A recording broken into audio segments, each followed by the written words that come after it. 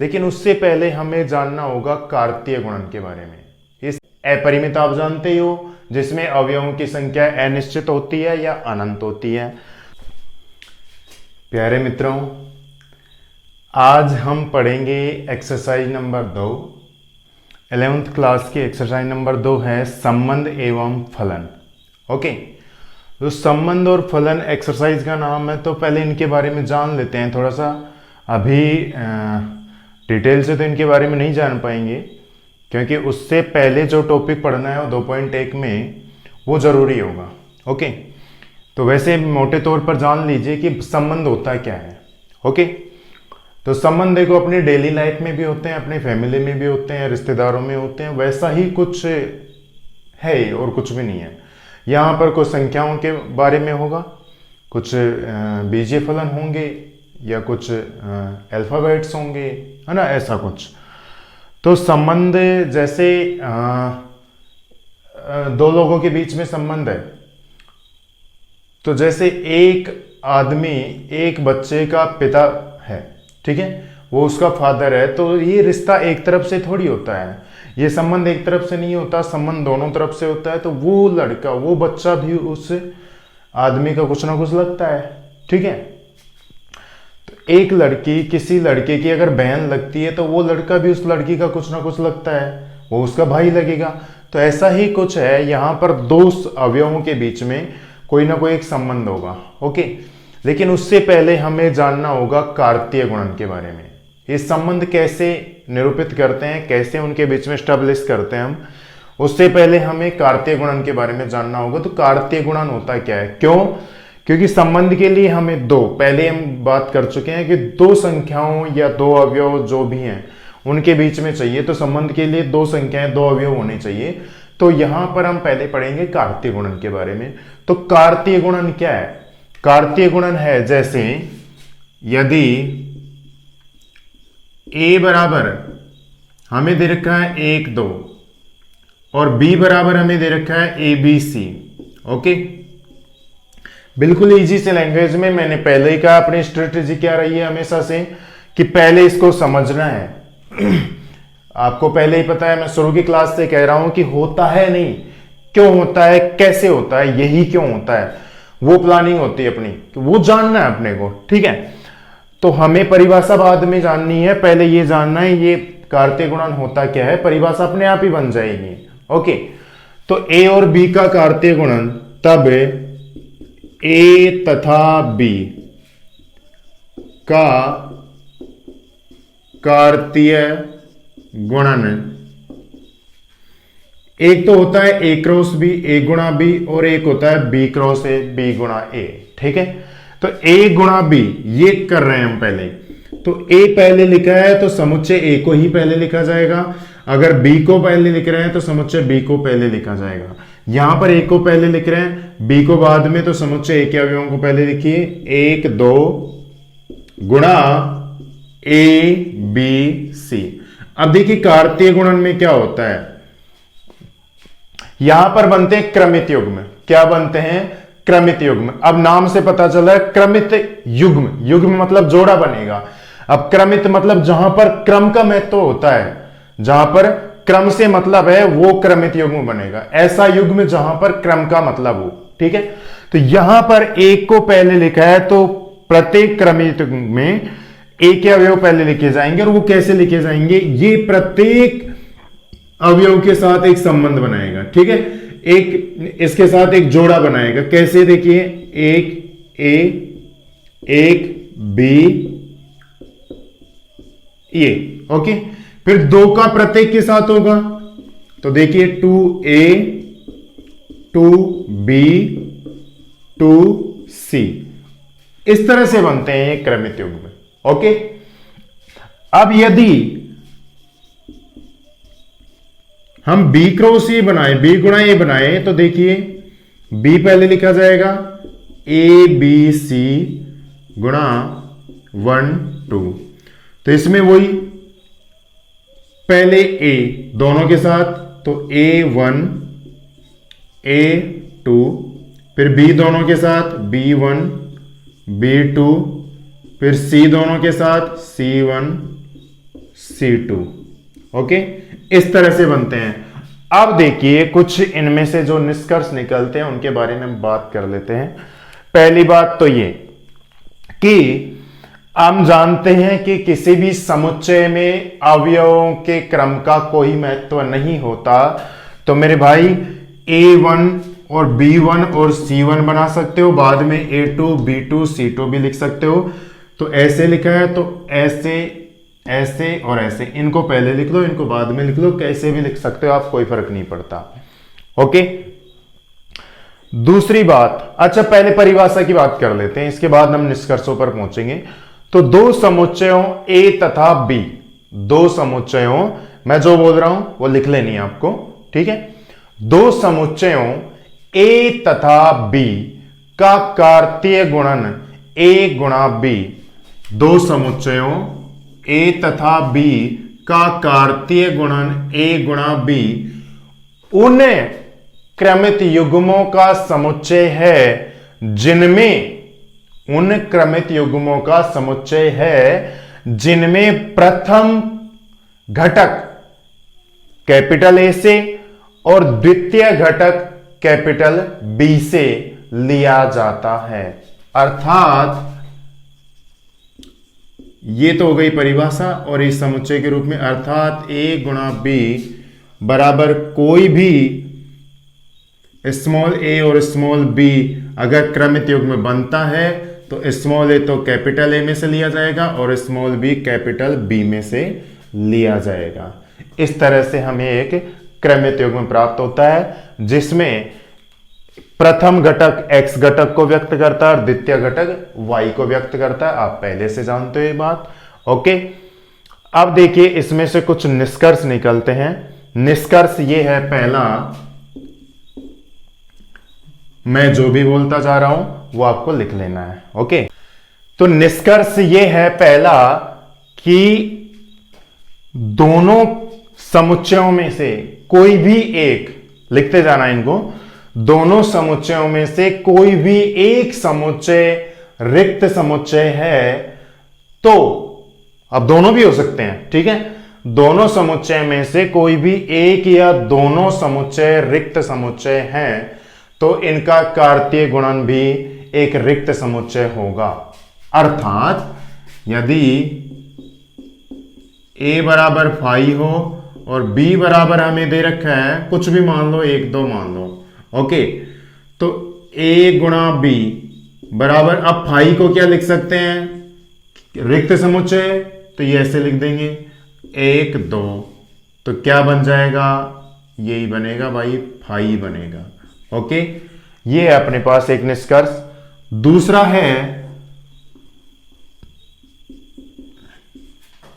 क्या है कि A या B या दोनों, ठीक है, मैं क्या बोल रहा हूं, दोनों समुच्चयों A या B या दोनों में से कोई भी एक अपरिमित समुच्चय है। अपरिमित आप जानते हो, जिसमें अवयवों की संख्या अनिश्चित होती है या अनंत होती है।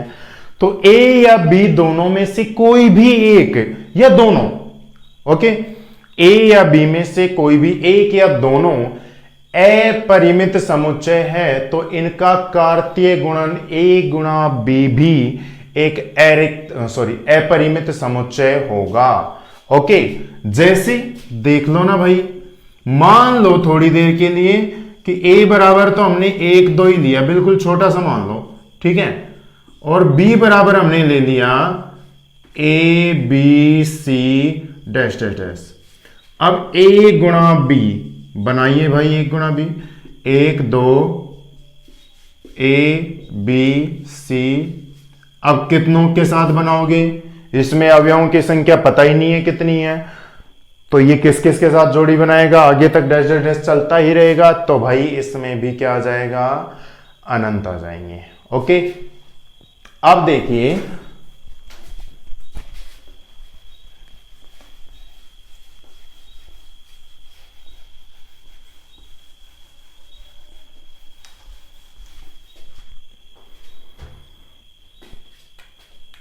अब देखिए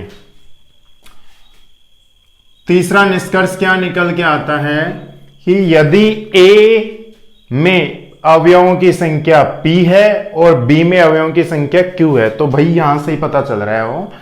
देखिए a में कितने अवयव हैं? 2, b में कितने अवयव हैं? 3। तो a गुणा b में कितने क्रमित युग्म हुए? 1 2 3 4 5 6, या b गुणा a 1 2 3 4 5 6। तो सीधी सी बात है, यदि a में अवयवों की संख्या n और b में अवयवों की a में अवयवों की संख्या p और b में अवयवों की संख्या q है, तो इनके कार्तीय गुणन a गुणा b में अवयवों की संख्या pq होगी। तो आपको लिखना क्या है? यही लिखना है, यदि a में अवयवों की संख्या p तथा b में अवयवों की संख्या q है, तब इनके कार्तीय गुणन a गुणा b या b गुणा a में अवयवों की संख्या pq होगी। अर्थात उसके बाद लिखना है, अर्थात na बराबर p तथा nb बराबर q। तब n मतलब नंबर किसके? a में। ठीक है, समुच्चय में अवयवों की संख्या p है, समुच्चय b में अवयवों की संख्या q है, तब na गुणा b क्या हो जाएगा? pq, इन दोनों के गुणनफल के बराबर। ओके। एक चौथा निष्कर्ष है, चौथा ये है, ये हालांकि a गुणा b से कोई मतलब नहीं है, बट वैसे ही जानना है, इसमें a गुणा b का कोई रोल नहीं है, कि दो क्रमित युग्म परस्पर समान क्रमित युग्म होंगे यदि उनके संगत अवयव समान हों। मैं फिर से रिपीट कर रहा हूं कि दो क्रमित युग्म परस्पर समान क्रमित युग्म होंगे यदि उनके संगत अवयव समान हो। अब संगत अवयव का क्या मतलब है कि इसमें मैंने आपको थोड़ी देर पहले भी कहा था कि प्रथम घटक x घटक होता है, द्वितीय घटक y घटक होता है। इसमें भी ये x घटक, ये y घटक, x घटक, y घटक, ऐसे करके सब में। तो x घटक x घटक के बराबर होता है और y घटक y घटक के बराबर होता है। ठीक है, तो देखिए, जैसे यदि इसको एग्जाम्पल की सहायता से समझेंगे, जैसे यदि ये देखिए 1 2 बराबर x y, तब अब इनको बराबर दे रखा है तो x घटक की x यहां पर पहले दे रखा है, तो पहले वाले की पहले से होगी तुलना और दूसरे वाले की दूसरे वाले से। तो x बराबर क्या हो जाएगा? 1 और y बराबर कितना हो जाएगा? 2। ओके। इसके बाद एक छोटा सा टॉपिक और बच गया है, त्रिक गुणन। अभी हमने क्या पढ़ा था? कार्तीय गुणन। अब पढ़ रहे हैं त्रिक गुणन, मतलब 3 बार हो जाना। ठीक है, जैसे अभी देखिए, यदि a बराबर -1 1 है, तब क्वेश्चन इस तरह से पूछ लेता है a गुणा a, ये क्या होगा? तो पहले देखिए, इस a गुणा a का मान ज्ञात कर लीजिए, इसको a से गुणा कर लेंगे, या फिर इसको a गुणा a मान लो, इसको अलग से कर लेंगे, फर्क कुछ भी नहीं पड़ता इसमें। ओके, चाहे इसका मान ज्ञात करके रखो, बाद में ये अलग से करो, या इसको रखो, इसके कर लो। ठीक है, अब a गुणा a, पहले ये ज्ञात कीजिए, -1 1 गुणा -1 1 गुणा कीजिए, वही उसी तरह से प्रत्येक अवयव के साथ युग्म बनाएगा। तो -1 -1 फिर -1 +1। ओके, 1 -1 और 1 1। ओके, ये हो गए a गुणा a। अब a गुणा a, अब चाहे आप ये a गुणा a इसको मानो या फिर इसको मानो, कोई फर्क नहीं पड़ता, उससे आंसर सेम आएगा। ओके, तो जैसे हम इसको मानकर चल रहे हैं, तो -1 -1 -1 1 -1 1 1। ओके, ये हमने a गुणा a का मान रख दिया इस वाले का। अब ये एक और बच गया है ना, ये इस a का मान रख दीजिए -1 1। ओके, अब इनके क्रमित युग्म बनाइए, तो देखिए कैसे, ये -1 1 इन दोनों के साथ बनाएगा, फिर ये -1 +1 इन दोनों के साथ बनाएगा, ऐसे करके सारे बनाएंगे। तो माइनस एक ये पहले लिखे जाएंगे, जो पहले है वो पहले लिखा जाएगा, नियम नहीं चेंज होगा, चाहे वो त्रिगुणन हो और चाहे द्विगुणन हो, कार्तीय गुणन कैसा भी हो, ठीक है ना। तो माइनस एक माइनस एक, ओके। फिर ये माइनस एक प्लस एक, तो माइनस एक प्लस एक, माइनस एक ये दोनों के साथ, तो माइनस एक ये माइनस एक, फिर ये माइनस एक प्लस एक, माइनस एक प्लस एक, ओके। फिर ये इन दोनों के साथ एक माइनस एक, ओके, एक माइनस एक प्लस एक, ओके। फिर एक माइनस एक, ओके। फिर उसके बाद एक माइनस एक हो गया, एक, ओके। कितने अवयव हो गए, इसमें 2 थे तो देखिए 4 ही हो गए, फिर 4 दूनी 8, तो सीधी सी बात है 2 की घात में पहुंच रहे हैं, 1 2 3 4 5 6 7 8, ओके। इस तरह से होता है त्रिक गुणन, ओके। अब अपने सामने एक्सरसाइज नंबर 2.1 के 2 क्वेश्चन लिए हमने, पहला और 10वां। बिल्कुल इजी से क्वेश्चन है, और जो छोड़े हैं बीच के जितने भी क्वेश्चन वो तो बिल्कुल इजी हैं, वो कुछ बताने लायक नहीं लगे मुझे, ठीक है। जो बताने लायक लग रहे हैं उनको करवा रहा हूं, बाकी कोई डाउट हो तो आप पूछ सकते हो कमेंट बॉक्स में, ओके, बेझिझक, ओके। तो देखिए पहला क्वेश्चन है, यदि x upon 3 plus 1 y minus 2 upon 3 equal to 5 upon 3 1/3, तब x y के मान ज्ञात कीजिए। तो देखिए भाई, हमने थोड़ी देर पहले ये पढ़ा है कि 2 क्रमित युग्म अगर समान होंगे, उनके प्रथम घटक और द्वितीय घटक संगत अवयव समान हो। अब यहां पर प्रथम घटक द्वितीय घटक बोलने का मतलब एक वही है, संगत अवयव बोलने का मतलब भी वही है कि संगत अवयव समान होंगे। इसका मतलब प्रथम घटक मतलब x घटक आपस में बराबर होंगे और y घटक आपस में बराबर होंगे। तो यहां पर देखिए x घटक ये है, इधर x घटक ये है, और इधर y घटक ये है, इधर y घटक ये है, ठीक है। तो क्या लिखेंगे, संगत अवयवों की तुलना करने पर, तो संगत अवयवों की तुलना करेंगे तो x upon 3 plus 1 equal to, तो 5 अपॉन 3 क्या हो जाएगा, और y minus 2 upon 3 equal to हो जाएगा 1/3 के। तो x अपॉन 3 इक्वल टू हो जाएगा 5 अपॉन 3 माइनस 1, तो x upon 3 equal to 3 LCM आ जाएगा यहां से। और आप जानते हो जिसका कोई नहीं उसका भगवान, जिसके नीचे कुछ भी नहीं उसका एक, है ना, सबका मालिक एक। तो 3 का भाग 3 में एक बार, 5 एकम 5 माइनस 1 का 3 में 3 बार 3, तो ये 3 से 3 कट जाएगा, तो x बराबर कितना आ जाएगा, 2 आ जाएगा। इधर देखिए y बराबर 1/3 प्लस का 2/3, तो भाई y बराबर 3 लघुत्तम आ जाएगा, तो 1 प्लस 2, तो y बराबर 3/3 आ जाएगा, तो y का मान 1 आ जाएगा। तो ये x का मान आ गया और ये y का मान आ गया, ठीक। अब अगला क्वेश्चन देखिए, क्वेश्चन नंबर 10 इनके बीच के बिल्कुल सरल है, मुझे बताने लायक नहीं लगे, मैं फिर भी कह रहा हूं, अगर कोई डाउट होता है तो आप कमेंट बॉक्स में पूछ सकते हैं, ओके। तो 10वां क्वेश्चन है, कार्तीय गुणन a गुणा a में 9 अवयव हैं जिनमें -1 0 तथा 0 1 भी हैं।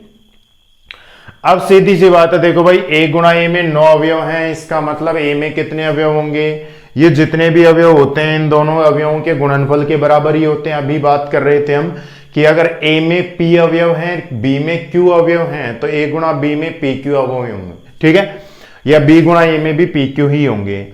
तो कार्तीय गुणन 1 गुणा a में 9 अवयव हैं, तो भाई इसमें 1 गुणा 9 या 9 गुणा 1 तो हो नहीं सकते कि a में 1 और a में ही 9 है, तो ये a और ये दोनों समान ही है। सीधी सी बात है, a में कितने अवयव होंगे, 3 अवयव होंगे, ताकि 3 3 9 हो जाए, ठीक है। तो यहां पर तो देखिए हल देखिए भाई, इसका n a गुणा a कितना दे रखा है, 9, तो इसको हम क्या लिख सकते हैं, 3 गुणा 3, तो n a अपने पास हो जाएगा 3, मतलब a में अवयव कितने हो जाएंगे, 3 हो जाएंगे, ठीक है।